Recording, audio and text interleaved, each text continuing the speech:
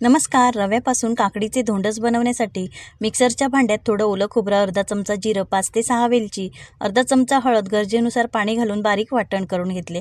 पसरट टोपात 5 ते 6 चमचे तूप घालून तयार करून घेतलेले वाटण, 1 वाटी पिकलेला काकडीचा किस, 1 वाटी म्हणजेच पाव किलो गूळ आणि पाव वाटी शेंगदाण्याचा कूट घालून झाकण ठेवून काकडी शिजण्यासाठी बारीक गॅसवर ठेवली. तोपर्यंत दुसऱ्या बाजूला सारख्याच वाटीने 1 वाटी म्हणजेच पाव किलो रवा थोडे थोडे तूप घालून खमंग भाजून घेतला. टोपावरचे झाकण काढून पाहिले, छानपैकी काकडी शिजली. एकदा ढवळून त्यामध्ये चवीनुसार मीठ, भाजलेला रवा घालून तळापासून व्यवस्थित ढवळून त्यामध्ये 1 वाटी रव्यासाठी 1.5 वाटी गरम पाणी घालून परत एकदा ढवळून झाकण ठेवून एक वाफ काढली. गॅसवर तवा ठेवून त्यावर टोप ठेवला.